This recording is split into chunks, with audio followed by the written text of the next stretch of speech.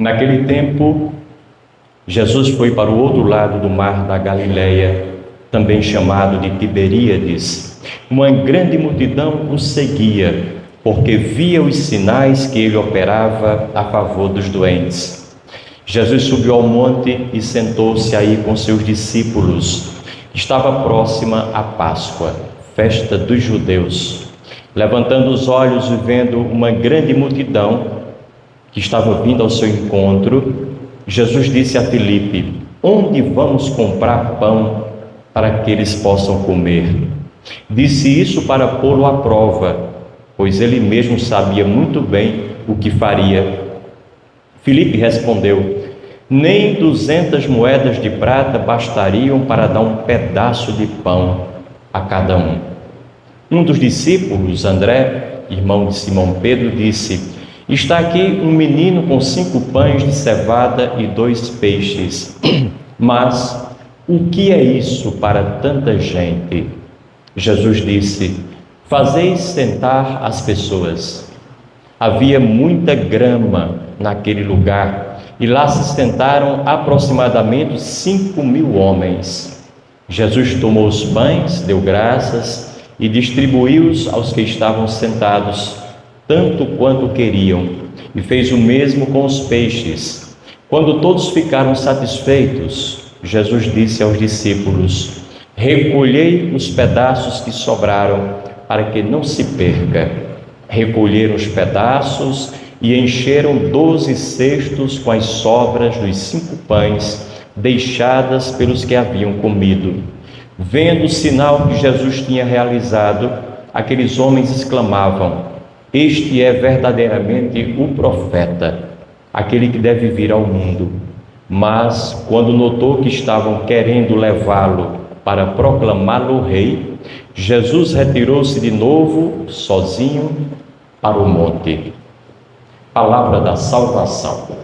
Então, caríssimos irmãos e irmãs, o evangelho que acabamos de ouvir é bastante conhecido de todos nós.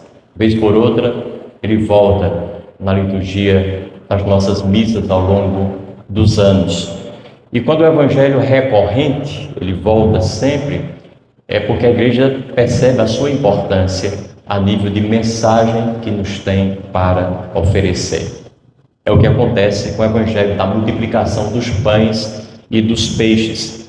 A grande pergunta que esse texto nos faz, com a história que nos conta, é a seguinte: o que é que nós somos chamados a fazer e efetivamente podemos fazer diante da miséria, da fome, das necessidades dos nossos irmãos?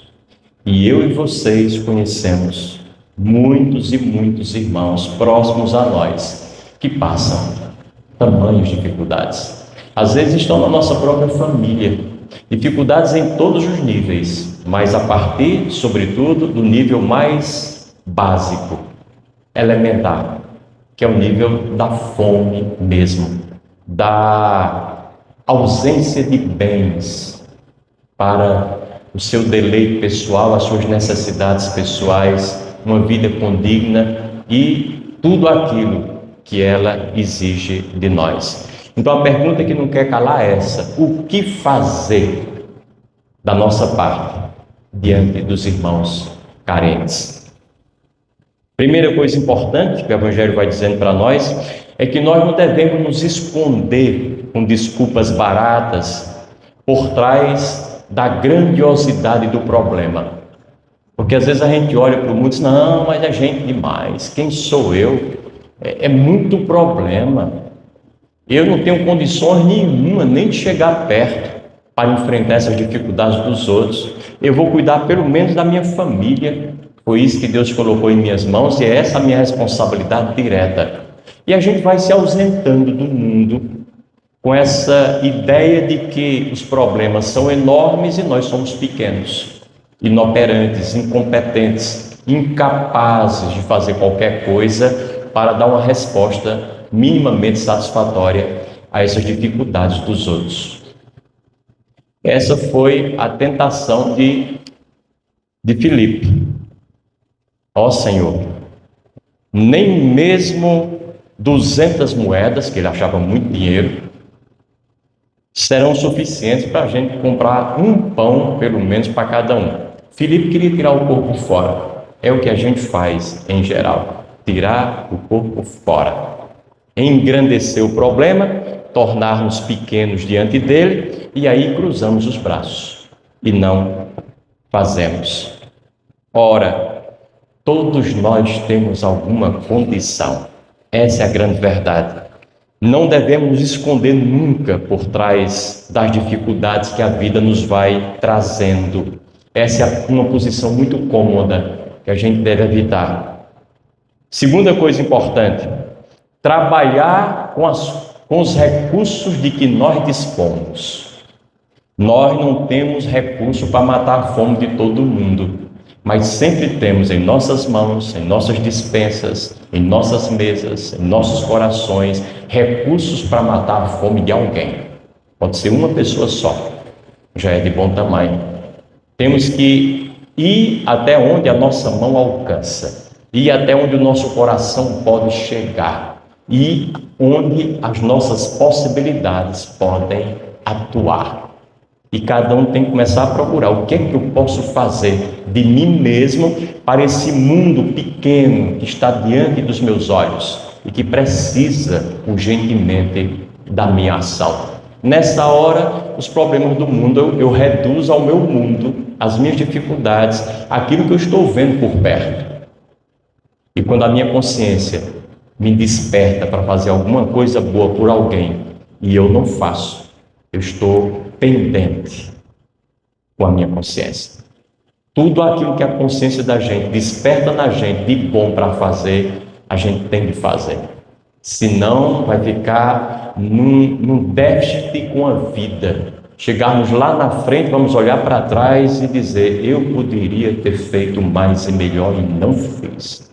Meu comodismo, minha covardia, meu egoísmo, minha vaidade, seja lá o que for, me impediram de avançar. Não podemos deixar de avançar. Trabalhemos com os pães e os peixes que nós temos. Não são muitos, mas servem para alguma coisa. Quarto elemento, agir de maneira pensada, planejado, organizado, usar inteligência na ação da gente. Não basta fazer as coisas, é preciso fazê-las inteligentemente, porque a inteligência Deus deu a todos nós.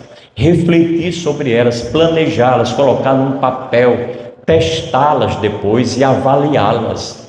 Tudo na vida a gente devia fazer, depois avaliar para ver o resultado, se foi conforme a gente desejava. Se não foi, a gente na segunda vez faz melhor e faz diferente. Os resultados que virão também são diferentes. A gente avalia outra vez. E assim vamos seguindo o tempo inteiro na nossa vida, melhorando, aperfeiçoando o que a gente começou lá atrás. É preciso começar. E não temos o dever de começar já certos, não. Começamos como o nosso coração pede e com os poucos recursos que temos.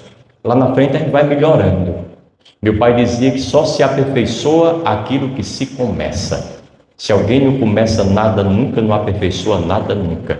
Tem que começar mesmo com as poucas possibilidades e clareza da nossa ação. Mas é bom começar. Depois, ter consciência de que os nossos bens não são nossos. Jesus pega esses 5 pães e 2 peixes que deram para ele. E ao invés dele agradecer a quem lhe deu, ei, muito obrigado aí, viu, tal, vai salvar a pátria. Não, ele agradeceu a Deus. Sinal de que nós não temos absolutamente nada nosso. A gente pensa que é dono, mas não é. O dono dos nossos dons, talentos, aptidões, inclinações, recursos, potencialidades, inteligência, criatividade, não somos nós, é Deus. E quando Deus dá o dom, nós temos que colocá-lo a serviço, gratuitamente, da mesma maneira que dele recebemos. É claro que parte desse dom e do exercício dele, do seu desenvolvimento, é para o nosso sustento condigno. Entretanto, sobra muito ainda. E dessa sobra, desse muito que nos resta, precisamos investir na obra de Deus, na face da terra. E depois, viver com austeridade, evitar desperdícios na nossa vida, evitar perdas desnecessárias, gastos desnecessários, supérfluos, periféricos. Quando Jesus Cristo fez um milagre, ele diz: recolham o que sobrou. Ainda sobraram 12 cestos. Se a gente for olhar as coisas que sobram nos nossos gastos, sobra muita coisa. E é preciso que a gente tenha essa consciência de austeridade. Essa palavra não é muito boa, está muito desgastada, mas é extremamente necessária e não existe outra igual para substituí-la com o mesmo peso. Sejamos austeros no gasto daquilo que nós temos.